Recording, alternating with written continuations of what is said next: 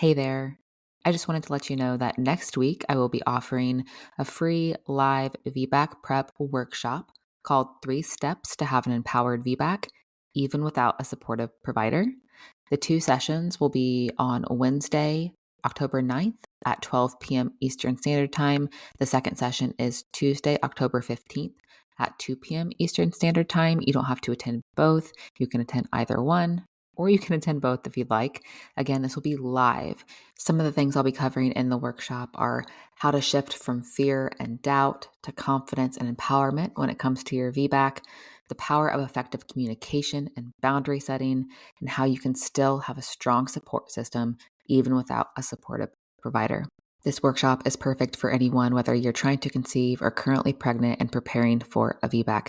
Again, the 2 dates currently being offered are Wednesday, October 9th at 12 p.m. Eastern Standard Time and Tuesday, October 15th at 2 p.m. Eastern Standard Time.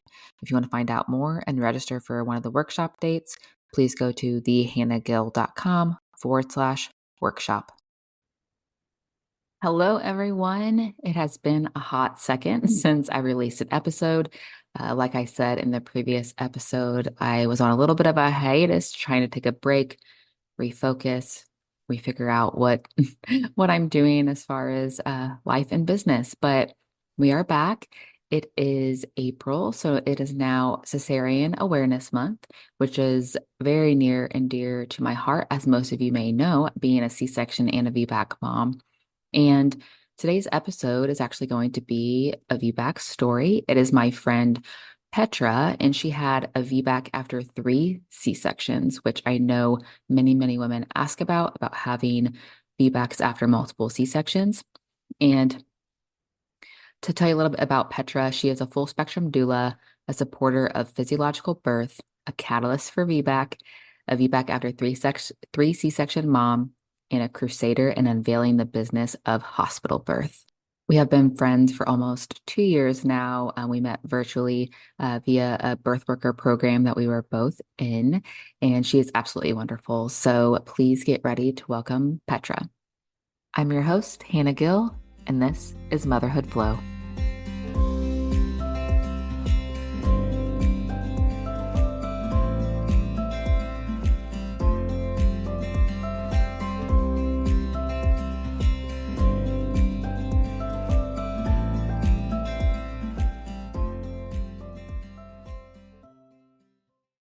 All right. Hi, Petra. Welcome to the show. Thank you so much for being here. Absolutely. I'm so honored to be here. I love your show. I'm an avid listener and I just love everything that you do. What? It's true. It just sounded so. I'm gonna have to be on my blooper. That's gonna be at the end of the episode on my blooper. Okay. Okay, Petra, would you like to get started with telling all of your birth stories in whatever capacity you feel comfortable doing so? For those of you that don't know, Petra had a VBAC after 3 C-sections, so she will go over her birth stories for that. Yeah, absolutely. So when I first got pregnant, first of all, I was a teen mom. I was actually 16 years old. So I just kind of trusted that my body would know what to do. And I didn't prepare whatsoever. I mean, absolutely, our bodies know what to do. But I didn't account for the fact that I would be kind of bullied in the hospital and the medical system. So I was coerced into having a C-section, which I didn't realize at the time, but the words, your baby could die, were thrown around, and that's all I heard. So I accepted the C-section, and it was horrible. I didn't see my baby until she was wrapped up in, I don't even know how many blankets, and you can only see like the circle of her face. And they brought her to me and was like, here's your baby. And I was just like, huh, weird. Are you sure? Like, I don't even, it just felt so disconnecting. Like, I didn't feel like it was my child, and it was so weird. And so I was like cold and I felt so drugged up and my arms were strapped down. And it was just, I don't know, I felt like this weird, like, prisoner and like I couldn't do anything. And Of course, I love my baby. Like, she was absolutely incredible. She's almost 19 now, which is weird to say. But so, yeah, it was really hard postpartum to heal from that. And let's fast forward to 10 years later, I got pregnant with my second daughter, and I had a partial placenta previa that was diagnosed at a 20-week ultrasound. And I had no idea that actually, like, a partial placenta previa. So, if you're not familiar, it's where your placenta is partially covering the opening of your cervix. So it can be very dangerous, but I didn't realize it could move. It could actually move out of the way as your uterus stretches and grows. So I was automatically scheduled for a C-section, and I did at about 35 weeks. I had a little, like literally drops of blood, like nothing crazy, literally like a couple drops. And I let my provider know, and she's like, oh my gosh, we got to schedule you for a C-section like ASAP. So 36 weeks, I was scheduled for a C-section because I didn't research, I didn't know any better, and had my second C-section, my baby at 36 weeks, and it was horrible. It was the same thing, so cold and just so much disconnection from my baby. And I didn't feel a part of the process at all. It just felt like everything was done to me. They were talking about their weekend plans while they're, doing this surgery on me. And I don't know, I just felt like, I don't know, like it wasn't my body. I couldn't make any decisions over what was happening to me. Hmm. And because that's what they said was best for me at that time. That was such an early C-section too. Yeah. And I didn't realize it, how early it was. I just thought, well, the doctor must know this is the safest option. But when I was planning my VBAC, I actually went back and got my medical records, and they did an ultrasound that day of my C-section, and my placenta was nowhere in the way of my cervix, but they never told me that. They never even told you, like you said, you didn't know it could move, and they Hmm. never Nope. counseled you on that. No, and it's because the specific hospital that that doctor could attend, they had, what's called a VBAC ban. So they didn't allow VBACs. I know, it's so ridiculous. So I had actually told her I wanted a VBAC, but she was like, oh, absolutely not. Like, we don't do that here. And so I don't know. There was just so many situations and conversations that we had where I felt so defeated. And I was just like, I guess this is my only option. What year was that? What year was that C-section done? The second C-section was 2015.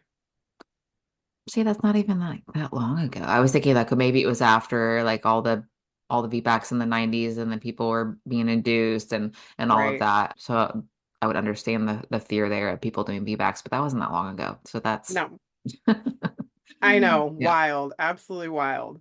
So, the recovery was rough from there too. Since she was premature, we had a horrible breastfeeding journey. It was really hard. And I did end up just kind of thrown in the towel like a couple weeks after because it was just so hard healing from a C-section, trying to breastfeed. So, fast forward again, 4 years later, we decided to have another baby, and I didn't realize that I could have a VBAC because everyone kept saying once a C-section, always a C-section, especially after two. Like it's so dangerous. My doctor, I remember, told me like there's an 80% chance of my uterus rupturing.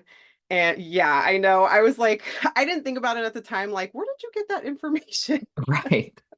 Where did that stat come from? Yeah, yeah. So I scheduled a C-section at 39 weeks. And, I did prepare for that one more. I had like more of a what would you would call gentle cesarean. So I had like a clear drape, and like there was music playing, and I asked them not to talk about like their weekend plans, Hmm. and, just let me know what was going on, reassure me the whole time. So I did ask for skin to skin immediately too, but they didn't honor it after all. But still, there was that disconnect. I was like, I felt broken. I was Right. like, what is wrong with my body? Like, I can't give birth the way my body was made to. So it was just so, even though it was the best C-section recovery I had out of all of them, because I did plan and prepare for it, it still sucked. Like, our breastfeeding journey was better because I did hire a lactation consultant before I had her because I knew it could be hard. So we did end up breastfeeding for over a year. Okay. Um, but it was still really rough. It was a rough Yeah. start. Did you, for any of those births, did you take any like childbirth education classes? Did you have a doula at all? Or what all did you do I know you said the first one you were very, very young, so you maybe probably didn't do that. But for any of those, did you do anything specifically like to prepare ahead of time? No, I mean, the only thing that I did was looked up gentle cesarean for my Hmm. third. But besides that, I had just always heard like the once a C-section, always a C-section. So that kept playing in my head. And then also Yeah. because I didn't realize I could switch providers, I was like, well, they won't do it, and they know better Hmm. than I do. And a lot of my family's from like, they're in the medical profession. And so I had that in my ear too, of like, just listen to your doctor knows best. And it's Yeah. like, okay. So now comes where I finally like stood up for myself. Hmm. So my husband and I decided we wanted to have another baby and there was going to be a 2-year gap in between them. So I told my husband, you know what? I don't want to have another surgery. Like, this is a major abdominal surgery. And he was never able to take off more than like a week from work.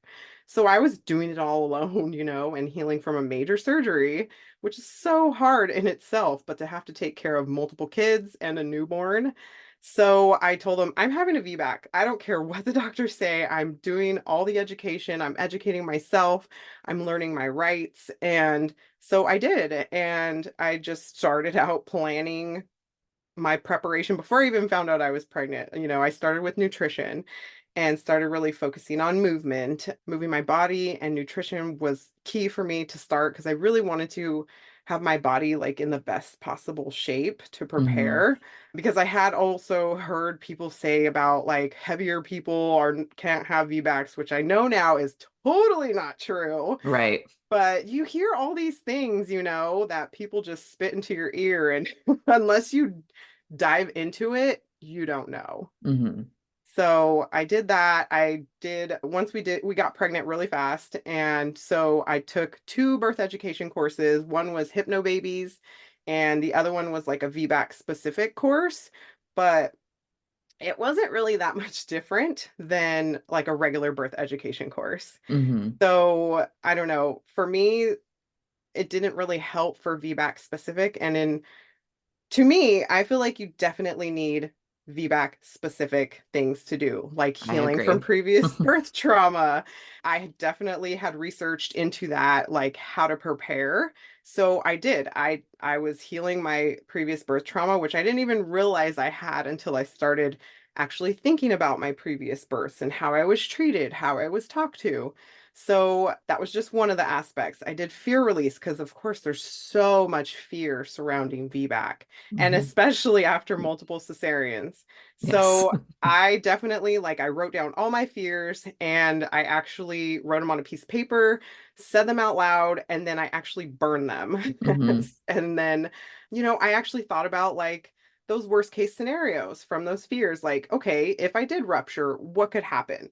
Okay. And then I just looked at both sides of it. Like, what would I do either way? If the worst thing happened, how would I combat that? And I did that with every single fear that I had.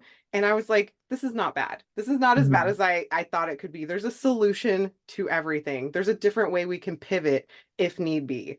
Yeah. So I was still with the same provider at the time. So I knew they were not VBAC supportive. I actually mentioned it to them and they were like, oh my gosh, like that's horrible. Like your baby can die, you can die. And I was like, I'm doing my research. I understand the risks and I'm doing it. So I'm going to switch providers. And they were like, well, you can do what you want. And I was like, well, I know. Thank you.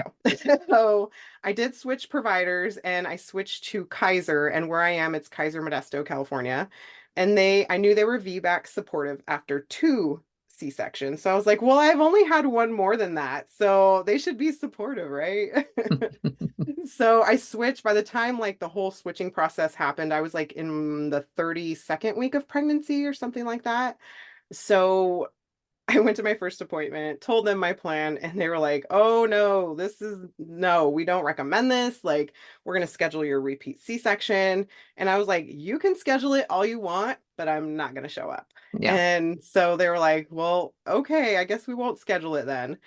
And every single appointment after that was, I don't even know. I saw a different provider every single time. I saw like nurse practitioners. I saw a maternal fetal medicine doctor for high risk women and just everybody. I saw everybody. It was like, I think when we came down to it, it was like 9 providers I saw, Oh my and gosh. it was wild. And so I hired a doula because, that's what I read would help or could help. And she was incredible. Like she had never supported a VBAC client before, but I felt confident enough in myself in how I was preparing that I'd be absolutely fine. And I Mhm. just wanted that extra emotional and physical support during labor. Also, because we have multiple kids, I wanted to make sure that my husband could focus on the kids and I would still be focused on no matter what. So it was incredible. Like I'm gonna hit the labor part because that is like my favorite. Yeah. I was so excited to go into labor. Like as we got closer to my due date, I was like, oh my gosh, I can't wait to go into labor. I would wake up every day like this might be, but it was like 39 weeks and 5 days, I think. And I started getting contractions and I was like, oh my gosh, like this is happening. My body's doing it. And I labored into the night off and on. It was like not consistent at all. I was like, oh, I better try to fall asleep. Fell asleep, and then it was morning time. I was like, what? They stopped. So I went through that for 3 more days. I had prodromal labor. And so that started on a Friday. And I had a doctor's appointment for my 40-week appointment that Monday. So I was laboring all through the weekend. And I went in and she's like, well, I could perform like a cervical sweep if you want. Because she did check me and I was like 2 centimeters. And I was like, so exhausted. Originally, I didn't want anything like that, Mhm. but I was like, let's get this going because I'm so uncomfortable and I just want to get going. And so she did do the sweep, the membrane sweep, which after she did it, oh my gosh, my labor was so intense. Like it Mhm. started it and it didn't stop. I had contractions consistently every like 7 to 10 minutes.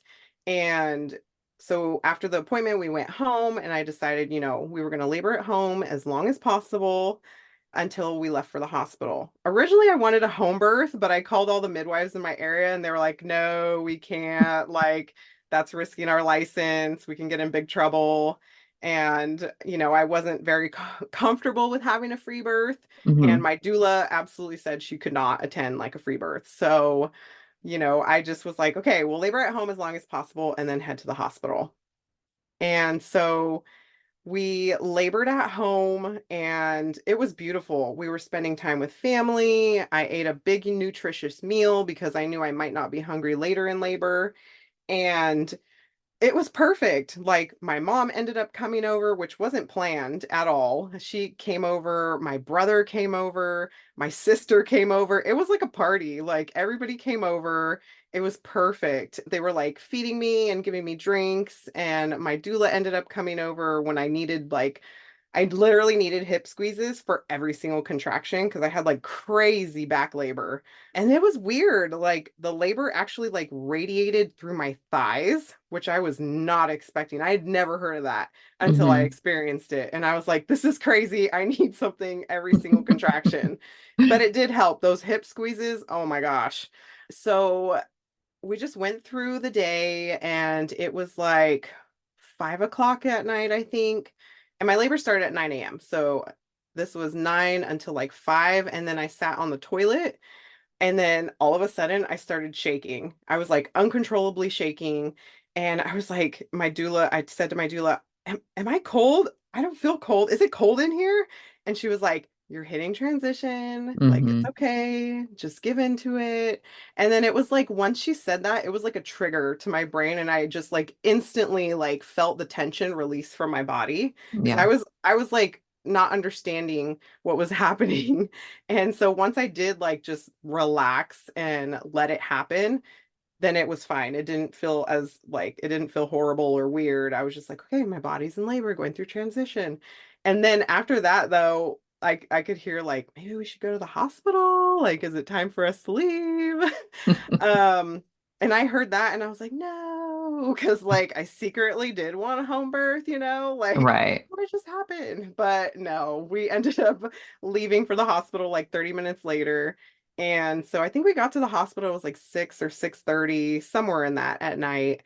And we got into triage. And of course, they want to do all the checks on you and blah, blah, Hmm. blah, which, at I was flowing through labor so amazingly. Like the contractions were bearable. Like I was laughing and talking between contractions. Like it was incredible. Honestly, the hypno babies, I feel like was so incredibly helpful. Like that really helped me like just zone into what I was doing. Hmm. So I got checked, and when they did check me, I was like, I can't remember what the doctor said, at 9 or 10 centimeters.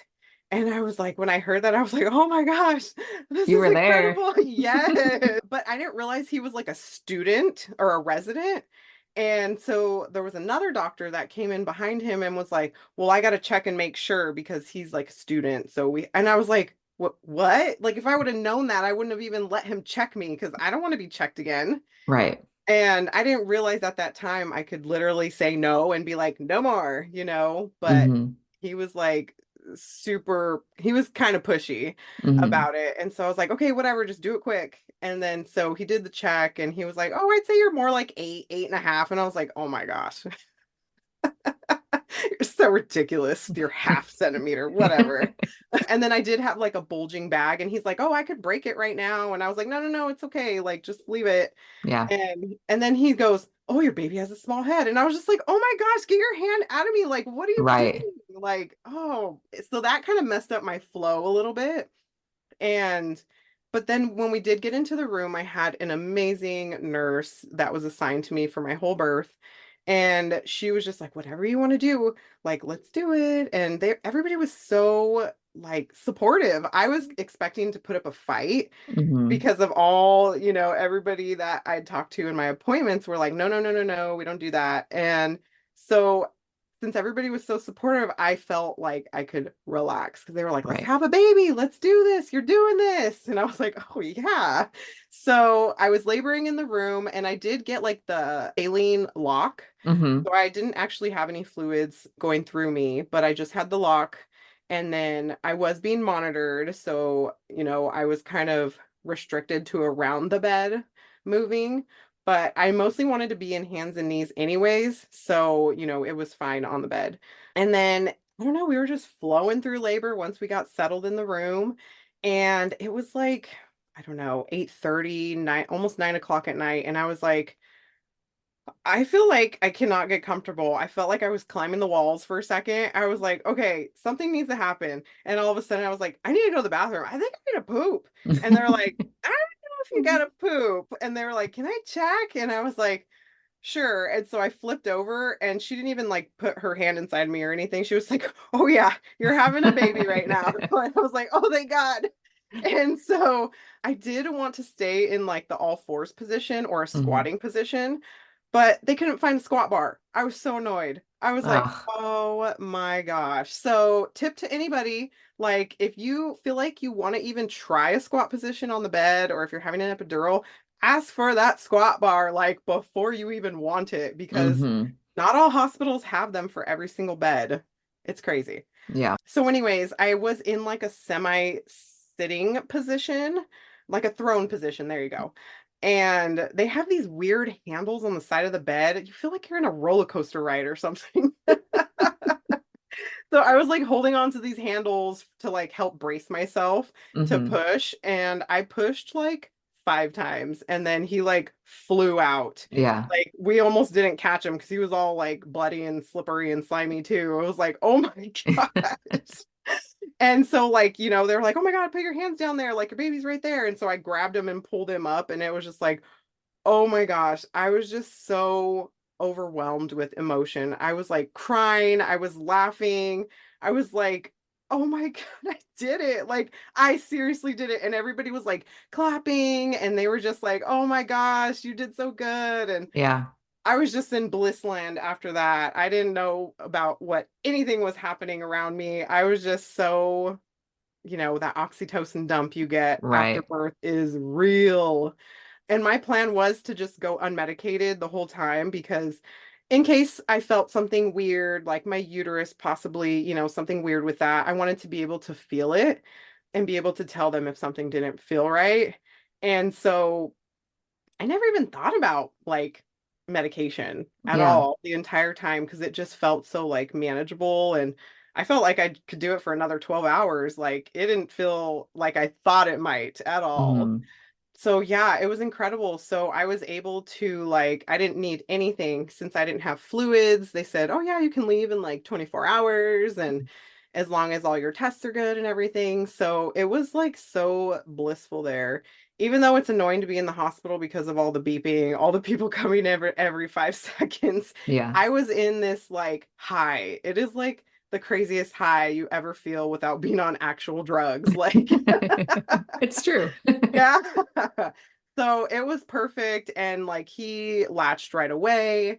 And to be honest, he's like going to be 2 in like a month. And we're Oh, still breastfeeding. oh, So I didn't anticipate like going this long, but here we are. yeah, yeah. So it's So, been awesome. so as far, because I want women to know this specifically, so many people, obviously, having a supportive provider is going to be like your best chance at like having a VBAC, but you clearly did that after 3 C-sections without a supportive provider. So, what do you think like your best advice to women would be if they don't have a supportive provider? If you are preparing for a VBAC, I have put together a free guide to help you in your preparation. It's called Preparing for a VBAC, your first 3 steps to an empowered birth experience. This guide will walk you through the first 3 steps that you need to make on your VBAC preparation journey, and it'll make the whole process a lot easier and more straightforward for you. So if you want to grab that guide, go to thehannahgill.com/first steps. Again, that is thehannahgill.com/first steps.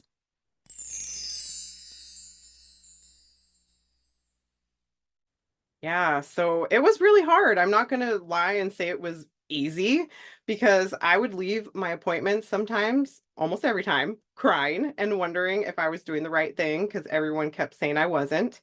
So, the best advice I would say is do your research, know the actual numbers, the risks, and decide whether you're okay with that. And learn how to advocate for yourself, learn your rights because we have more rights than we realize. Like, ultimately, this is your baby, this is your body. Nobody can force you to do anything that you don't want to do. So, yeah, do what feels right to you. And I feel like that's such a big thing. It's especially for like I'm a people pleaser too. You don't want to have confrontation. You don't want to fight with people. You don't want to stand up for yourself. And this is the time in life where like more than anything we should be. It's our birth experience and our baby's birth experience. So Yeah. knowing that you can say no and it's okay, like fight with people if you need to, like stand up for yourself. Yeah. Yeah, absolutely. And like I tell people too, I'm a recovering people pleaser. I hate when people are mad at me. I hate when people like don't like me. And that was really hard to overcome because like I said before, I have a lot of family in the medical field, so we've always been taught like you listen to authority figures. You listen to your doctor. And Mhm. so that was a hard hurdle to get over. But with that, you really have to look into yourself and do that inner work because even if it's like it's not just for your birth, it's for your life after that too because once your baby is born, you still have to be an advocate for them. So not only yourself but your baby to make sure that your baby has, autonomy because so many people just treat babies like whatever we say is right. Yeah. But, I don't know. So it's important not just for your birth, but for after. Right. So what would you say are like your like top 2 or 3 tips for women just wanting to have a VBAC in general, but especially a VBAC after multiple cesareans?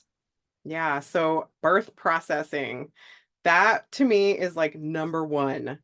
If you don't go back and think about your birth, and I know it can be hard because it was really hard for me because I experienced very traumatic things. And even though from the outside it might not have looked traumatic to others, it was very traumatic to me. And so revisiting that was hard. I cried a lot, but if you don't do that, then when you're in labor, those same like fears or situations could pop up in your mind and it could, slow your labor down or possibly even help you go back into that C-section room because you're so stuck on that. So birth processing, number one.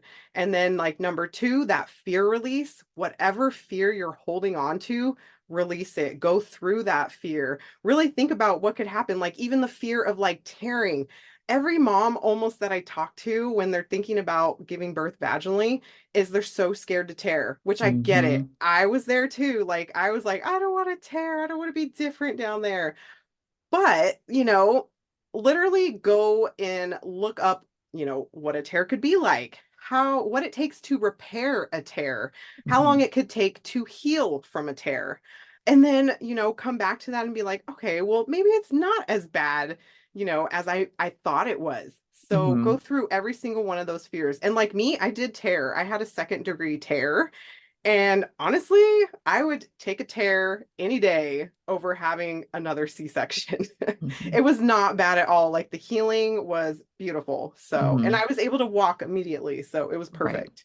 Right. So I mean, those are literally the top two things I would say.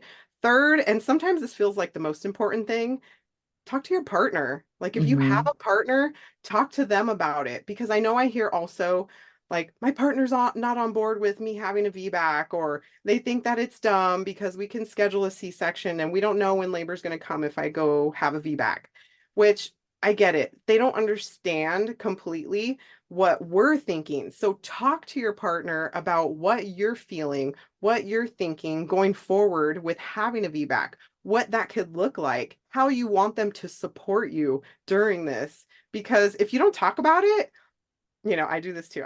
I'm so guilty of this, but I just assume they know what I'm thinking. Yeah. But it's so far from the truth. Like we got to just tell them, just tell Yeah. them. So those are the top three things. Like process your birth experience, number one, fear release, number two, talk to your partner. So those are the top three, I would say. I love the tip to talk to your partner because we're in it. It's our birth, it's our experience. So we are doing this research and stuff, and usually your partner's not. Like they're like, I don't know what you're talking about. And Yeah. they don't have the motivation behind it that you do. You're a completely different person. So I completely agree, like talking with them about it. And even if they're not necessarily supportive about it, just letting them know, like, this is my motivation behind it. This is my why. This is what I'm going to do. I would love you to support me in this way. And I know like one of the big reasons I've heard from people too about why they choose to have a repeat C-section is because lack of partner support. Like forget like lack of provider support, like having someone in your family, whether that be your partner or a family member, not supporting you is, I think, so much harder because that's your personal life at home. Like that's not your doctor. That's just like at home affecting you on a daily basis. So that is a huge struggle. So I think especially talking to them way ahead of time. Like if you're even thinking about having a VBAC or a certain type of birth, like talk to them before you're even pregnant. And Yeah. try to get them to understand and educate them too, the way you're educating yourself on everything that could potentially happen, like you're saying. Yep. Absolutely. And then another thing I kind of wanted to comment on about what you said about like being able, not knowing when labor is going to happen with a VBAC and being able to schedule a C-section, because I hear this a lot. And it's one of the main objections people say about like, oh, I can just, be induced, like schedule that induction or schedule my C-section. But I don't think people like fully like think about that process because even if you have a scheduled C-section, say at 38, 39 weeks, whatever, you could go into preterm labor at like 35, 34 weeks or whatever. And then the whole point of like scheduling to like control the schedule is like irrelevant because things can happen. Like it's so unpredictable. So even with a scheduled C-section, like things can happen and you could still end up having a C-section at that point, but it's going to be 4 weeks earlier than you planned. So much for having a schedule. Like people don't think Yeah. about that. Exactly. Yeah. And I mean, seriously, your body can literally go into labor at any time. Like, we never know. So you can't really plan birth unless I mean, I don't know. None of us have a crystal ball. So really, we can't. Yeah. Yeah, there's no way to plan it like and I know especially for women going for a VBAC and why they may choose a repeat C-section is like they want that sense of control. Like they want that sense of like, okay, I know when I'm going to have my baby. I know I have control over this because a VBAC is so like unknown and we don't know what's going to happen. But it's really like an illusion of control with scheduling a C-section because you still don't know what's going to happen. It just, you can have the same sense of control over like making the decisions for your VBAC. Like you said, like for your experience, you had the control because you just said, no, like I'm having this VBAC. I don't care what you say. So you can still have that sense of control with a VBAC versus having to schedule a repeat C-section. Yeah, absolutely. I think that's important to touch on too, because yeah, none of us know what is going to happen in our birth. Like there's so many unknowns, but you have to really dig inside of yourself to try to be okay with that. Feel okay with not knowing what's going to happen. To me, that was exciting. Like I was so excited, like, ooh, maybe today's the day, or I don't know. We don't get that really with much in this world. So Hmm. to me, oh, I don't know. That's so exciting. And being able to just say no to like people's face and be like, no, this is my body. Like, this is Yeah. my baby. That was so empowering to me too. Like, oh Hmm. my gosh. And then doing like having my VBAC in the hospital and literally like after I had my VBAC, nurses were bringing other nurses in and we're like, this is a girl that had a VBAC after three Yes. C-sections. And I was just like, oh my gosh, like I felt like, I don't know, like a superstar or something. It was so Yeah. awesome. Yeah. And that's so funny you said that because like for my birth too, like people were just the hospital I birthed at, like they must not see a lot of unmedicated birth, like let alone Mm, like a VBAC, but they were like shocked that like I gave birth unmedicated. I'm like, you guys don't hmm. see this every day? Like that's so weird that that's such a foreign thing. But yeah, like Yeah. having people that are just like so amazed with you, like especially a VBAC after three C-sections, like that is a rare occurrence in a hospital, especially. Right. So I think that like you were a superstar. You are a superstar. Oh, you're so sweet. Well, thank you. Yeah. So where can people find you like online, like your website? Like what are you offering right now? Because if you don't know, Petra is a doula. So where can people find you if they want to connect with you and hear more about your story and your journey?